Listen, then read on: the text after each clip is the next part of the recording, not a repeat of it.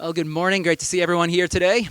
Today we are week 2 of our Proverbs series, talking about wisdom for life. I mentioned last week 2 goals of the series. One, I want to sell you on the importance of wisdom, in case you still need to be sold as to why wisdom is important, necessary, why wisdom matters. The question is, what is it that wisdom promises?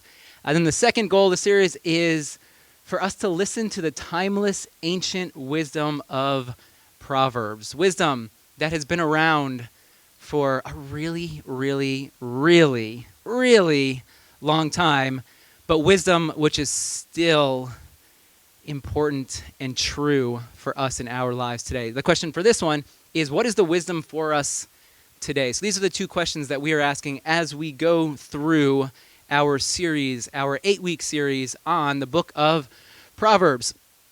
Now, last week, I mentioned one of the things to do together as a community is to read a proverb a day. Today is May the 7th. We would be on Proverbs 7 today. And as you're reading through the Proverbs, what are the Proverbs? What is the wisdom that jumps out at you? Now, if you are on Instagram, maybe you've noticed I have been posting a reel each day, trying to keep within 10 seconds so it stays to a story, which is challenging, but I have actually really enjoyed doing this. Every single day, I'll read through the proverb, and then I look, okay, what's the interesting proverb for me? And it's been kind of a fun way for me to read through the proverb and then choose, oh, wow, you know what? I really, really like this one. So if you're on Instagram, you can follow Awaken on Instagram, and you can see what those reels are, and hopefully that acts as a reminder as well to read your proverb. Keep a journal, keep a notebook, keep it on your phone. What's the wisdom that you are discovering? What is jumping out at you, screaming like wisdom's call, wisdom's invitation, wherever we happen to be? Hey, here's the wisdom for you in this particular moment. There's a reason that you are being drawn into something. We'll be at day 7 if you're first hearing about this, or if you have fallen off the wagon already, it's all right. You can pick back up today at Proverbs 7. One of the beautiful things about Proverbs is there's no real giant structure within it. There's a lot of different ideas. We have Proverbs 1 through 9, which serves as an intro. So maybe you've noticed if you've been reading along, these are longer. Once we get to Proverbs 10, there'll be the short, pithy Proverbs that you are all used to hearing and reading. So please, jump in, Proverbs 7 today. And then also, I'll make note of this. Ted last week told me that I cannot give my director's cut sermons, which means that I have a whole bunch of material on the cutting room floor from the Proverbs series, because there is just so much within Proverbs. I mentioned we're not going to be looking at every single proverb because we would be here for years. So I've actually posted 2 articles so far. If you want to hear about Amenemope, this Egyptian sage from 3,300 years ago who directly influenced Proverbs 22. Or I posted this past week 7 ways to grow in wisdom according to the author of Proverbs. That is in my newsletter. I've been blogging about Proverbs, adding some supplemental material for your reading through Proverbs. I'll put a link in the newsletter this week as well. It's just been a fun way for me to take all the extra material that Ted's like, Dave, like we can't be here for 2 hours. You have to keep it to a half hour, which last week I did. And so you can follow along with Proverbs that way as well. Now, this morning, originally I had a title, but director's cut. I changed a whole bunch of the material in here, had to cut some things, changed the title, which I love the title of it. And today's title is called Lady Wisdom, Lady Folly, and You. We'll begin in Proverbs 9, verse 1. This is Lady Wisdom's banquet. Remember, we talked about this last week. In Proverbs, wisdom is a woman. Wisdom is personified, and she is calling out to you in each moment. Wisdom has built her house. She has set up its 7 pillars. She has prepared her meat and mixed her wine. She has also set her table. She has sent out her servants, and she calls from the highest point of the city. Lady Wisdom is calling out, let all who are simple come to my house. Simple we could also translate as all those who desire knowledge. all those who are lacking knowledge and desire some wisdom for their lives. Let all those who are in need, who are desiring wisdom, come to my house. To those who have no sense, she says, come, eat my food and drink the wine I have mixed. Leave your simple ways and you will live. Walk in the way of insight. For through wisdom, which I love this promise of wisdom right here, through wisdom your days will be many, and years will be added to your life. Wisdom, longevity, long life. Then right after Lady Wisdom's banquet, we have the banquet of Lady Folly, following right after what we've just read in Proverbs 9. Folly is an unruly woman. She is simple, and she knows nothing. She sits at the door of her house. So we have two houses. We have the house of wisdom. We have the house of folly. Here is Folly sitting at her house on a seat. Again, where is she? The highest point of the city, the same place where Lady Wisdom is. This time she is seated. And she's calling out to all those who pass by, who go straight on their way. Going straight on your way, what this implies is people who are righteous. Because you're going in a direction that is straight, not a crooked direction. So here she is seated at her house, the top of the city, calling out all those who are trying to walk the right path, all those who are trying to walk the path of wisdom. Essentially what she's doing, she's trying to knock them off their path. I mean, don't we all desire to go in a path that is straight? A path that is wise? But yet here comes this voice, here comes this woman with her invitation saying, hey, that's not the path for you. I have a different path. Come and join my feast. Here's her invitation. Let all who are simple come to my house. The same invitation as Lady Wisdom. To those who have no sense, she says, stolen water is sweet. Food eaten in secret is delicious. And then I love this line right here.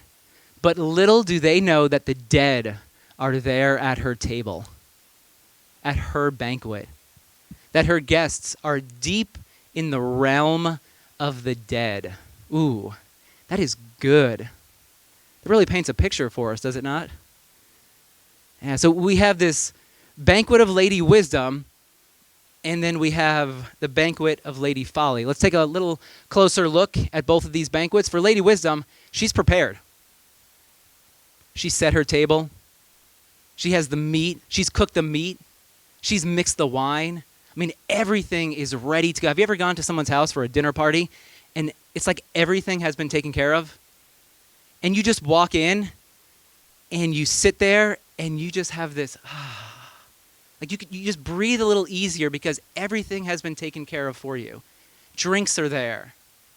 The food, the appetizers, they're already out. Napkins, silverware. I mean, even the forks are in the right side of the plate. Like everything has been taken care of for you. And then Lady Wisdom, not only is she calling out, but she has gathered her messengers as well. She has commissioned others to go and invite other people into this banquet. We'll see here in a moment, but we already just read it.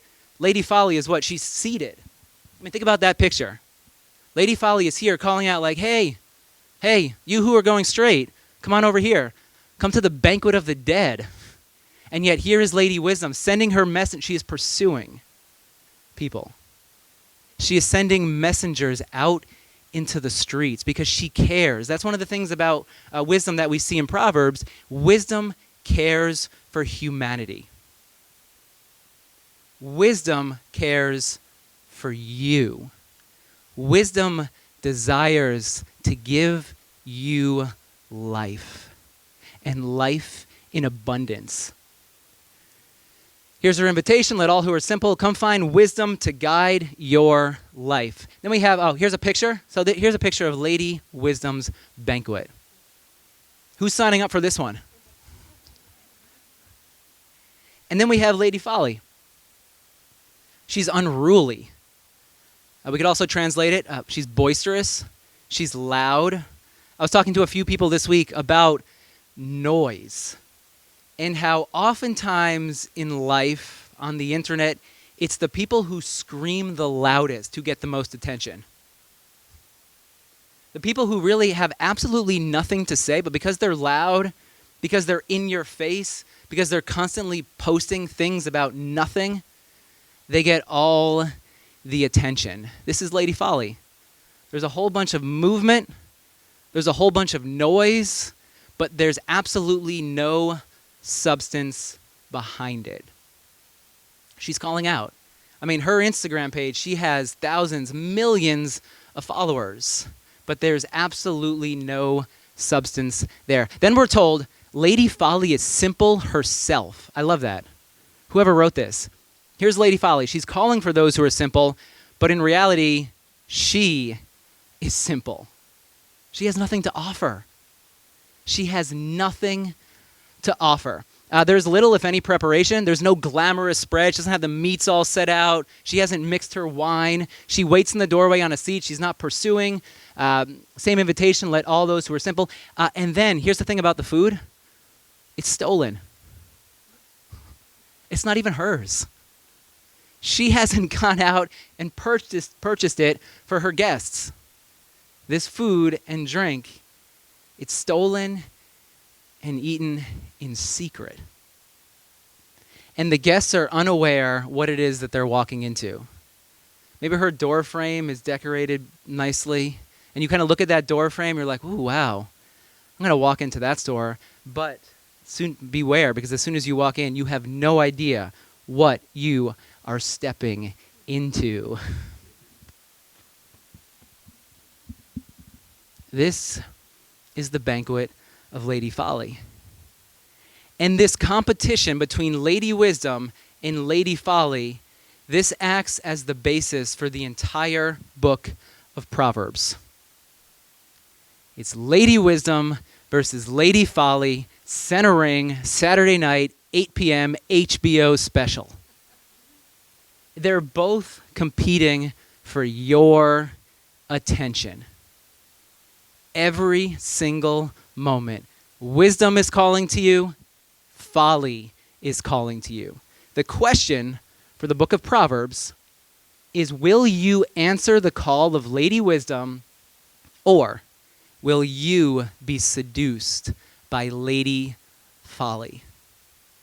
We have this banquet. It serves as the end of the introduction to Proverbs.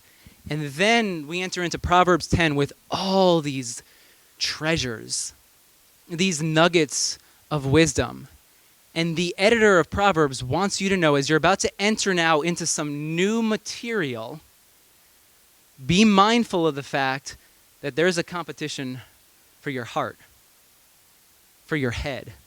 Wisdom is calling, and she's there. She's always there. But folly is calling as well. Now, within Proverbs, you find an abundance of wisdom for everyday life. There's wisdom for the big temptations in life. That's why Proverbs 5, one whole chapter about avoiding the adulterous woman. One whole chapter about this. But then there's wisdom for the seemingly smaller temptations. We would probably all agree adultery is one of those big temptations, or the big sins that we wouldn't want to step into. But gossip, slander, we can let that one slide a little bit. It's not as big of a deal. By including all of them together in this collection, the author of Proverbs is saying, and here's Peter Enns, he says, giving into folly in any form, whether it be gossip, slander, etc., is no different than giving in to the adulterous woman. Why? Because it all matters. Every decision in your life matters. There are no little things in life, because it's the little things that can have major implications. One of the things Reese and Kit love to do is go hiking in the woods, and I can never get them to leave. They like to stop at this small little pond and throw rocks into the pond. Have you ever done this before? You throw a rock in, and then there's these ripples that extend outward from where that rock enters into the water. That's how it is with the decisions that you make. There are no little decisions. There's a ripple effect. There's consequences down the road, whether we are aware of them or not. Remember Lady Folly? Her guests are unaware of what it is that they are walking into. We have before us always this choice to listen to Lady Folly or to listen to Lady Wisdom. Which path will we choose? Which path? Will we walk the path of wisdom? Will we respond to the call of Lady Wisdom? Or will we give in to Lady Folly and her path? The truth is, and here's, I think, a big idea of Proverbs, every single decision is shaping you into a particular type of person. Everything you're choosing, you're being shaped as a person of wisdom, or you're being shaped as a person of folly. And here's what types of decisions matter in life. What you say, how you say it, what you allow into your life, how you take care of your body, how much sleep you get, the kind of food that you eat, exercise. It's all important. What matters is how you treat other people, how you care for your family, how you manage your time, what it is that you decide to give your limited energy to. It all matters. And why does it matter? I already gave you the answer. It matters because there are no little things in life. Every decision you make, it adds up to the life that you're living. Every decision you make, it's the sum total of who you are. Every decision matters. Now, if you want to build muscle, maybe you would pick up some of these. You would go to the gym. You'd lift some weights. But what if we were to look at wisdom as a muscle? What if we were to look at wisdom as something that we could grow in, something that we could build up in our lives? The question, the practical question for us today then becomes, how do we build up the muscles to resist Lady Folly and to walk with Lady Wisdom? Here's the answer. This is the most important thing I will tell you today. If you forget everything else, please remember this. Mindful versus mindless living. Now, as I was putting the sermon together, last week, one of my good friends, he is a marriage crisis coach. His newsletter came out last week, and what he said in his newsletter was absolutely brilliant. And I kept thinking about it. And he was talking about how it is that he lives in a mindful way every single day. As I was thinking about this sermon, thinking about that newsletter, I said, hey, Jeff, what if I were to interview you for a couple of minutes so that you could teach us here at Awaken how to live mindfully, how you do it, which is, I think, really important. But the even more important piece of what I'm going to show you, this interview I'm going to show you here in a minute, is why he does it. And I think it illustrates beautifully the path between Lady Wisdom and the path of Lady Folly. So this is my friend, Jeff Borkowski. As I said, he's a marriage crisis coach, but the truth is, he is so much more than just a marriage coach. He's a life coach. And he started signing his emails, his newsletters, just coach. And I noticed this a couple of weeks ago, and I emailed him back. I'm like, dude, own it. Like, yes, you are a coach for all of us. You're teaching all of us how to walk in wisdom. Now, I did have to edit this for time. I told him we have about 3 minutes. We went about 10 minutes. I think what I'll do is I will just put up the whole interview on YouTube. I'll put a link to it in the newsletter because everything he says is really, really helpful. But I knew we had to edit it for director's cut is not available this morning. So here is Jeff, and what you'll see is the question that I've asked him is, what exactly, can you talk a little bit about your daily mindful routine? What do you do on a regular basis?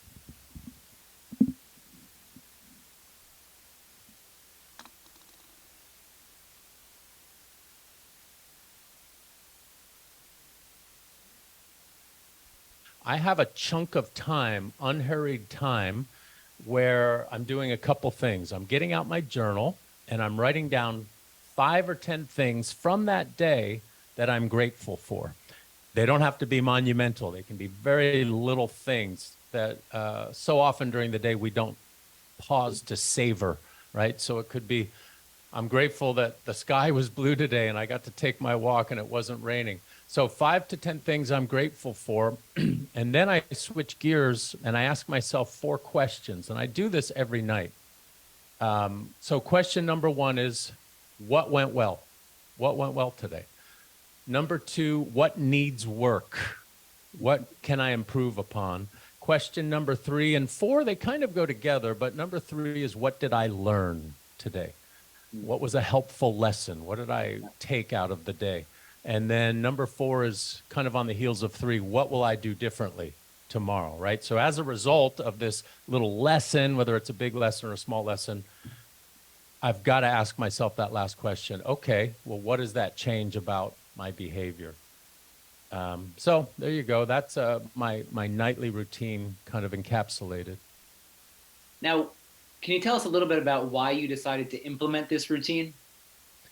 Yeah, absolutely. So I was unconscious for a long time. That's a big word.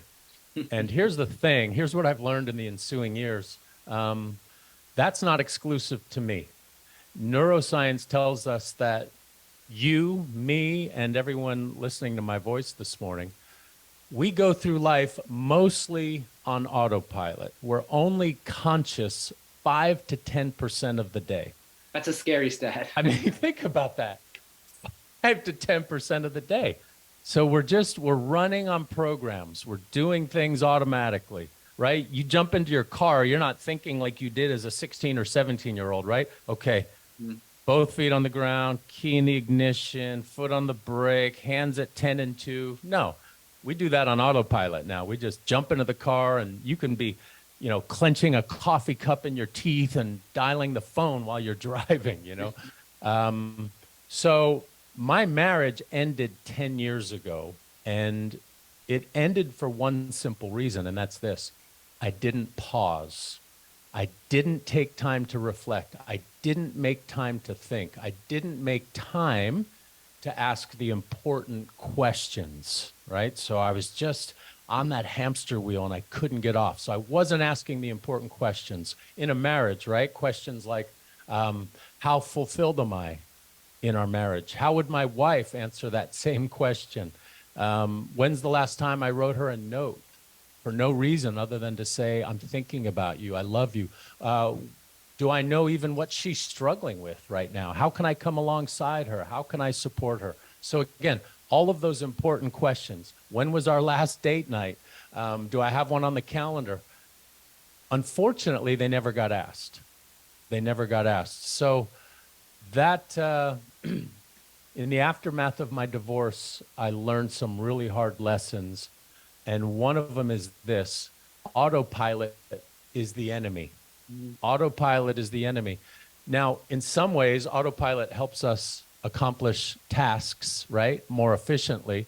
But autopilot also buries us in routine, and kind of like a giant anaconda, that's the picture I always have in my head. It slowly is squeezing the life out of us. So we're going through life unconscious. We're not thinking about what matters. We're attending constantly to the urgent, the urgent, the urgent. And then most of us have a list like I had for years, unfortunately, that if I had to label it, I would call it, I'll get to that later. And looking back, that's all of the stuff I never made time for. And it was all the critical stuff. It was all the important stuff. And what I learned, unfortunately, sadly, is that later never came. Making up lost time with my wife never came. I was a slave to the urgent. So that's where this nightly habit kind of came out of. Because if autopilot's the enemy, reflection is our greatest weapon against him, right? Pushing that proverbial pause button, slowing down, thinking critically. The famous French philosopher Pascal said, You know what? I wrote it down in case I kind of blipped on it, but let me read this to you real short. All of humanity's problems. Now, keep in mind, this was in the 1600s. This was before the internet. This was before driving kids to soccer practice. All of humanity's problems stem from man's inability to sit quietly in a room alone. All of our problems stem from our inability to just slow down and step into our conscious minds because we're just going.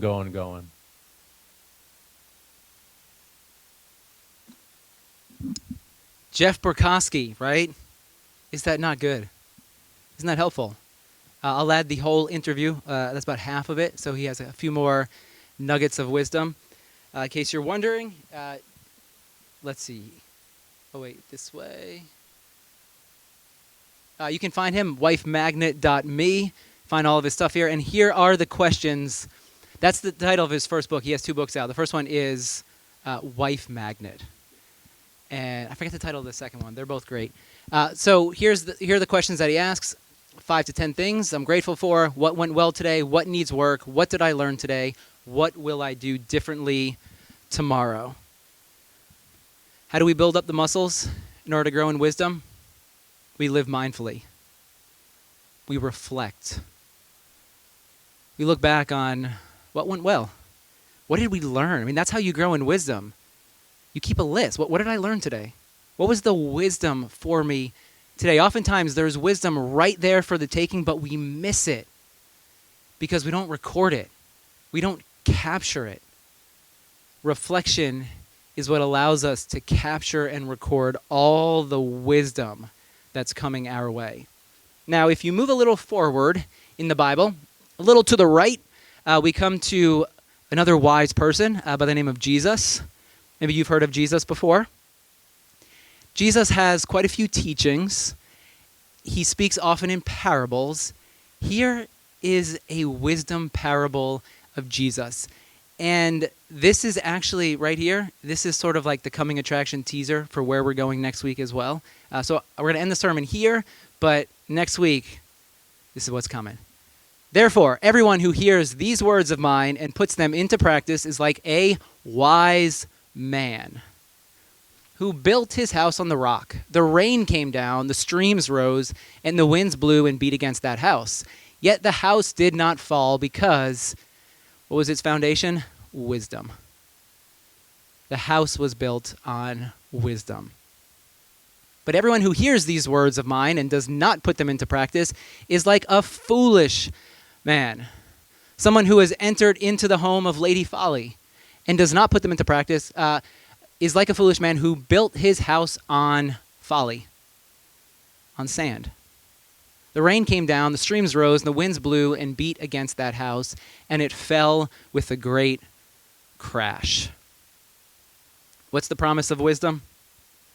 The promise of wisdom is a life that can sustain you no matter what storms come your way. Storms will come. They're a part of life. They happen.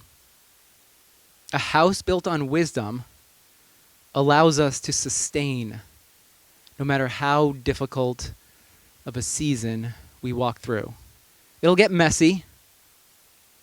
There'll be some hurricane force winds. You may have to batten down the windows, go down into the cellar. There's a tornado coming. You might hear that siren. Yeah, it's all a part of life. But the promise of Jesus, the promise of wisdom in Proverbs, is that a life built on wisdom will carry you through. Here's a proverb that I found this week. I've never seen this proverb before. It was during my daily reading. Proverbs 4:26, make level the path you travel. The path you're traveling, it's not always level. Sometimes it's bumpy. There's turns. What's the wisdom here? As we're walking it, we are the ones who are to make it level. We flatten it out. We keep on going. We don't stop and turn back around. We don't stop and walk in the direction of folly, but rather we use the wisdom that's been given to us in order to make level that path. And you'll walk steady. You'll be sustained. It may be difficult. The promise is not a life of ease. That's not the promise of Jesus. But the promise is a presence and a grace that will always travel with you.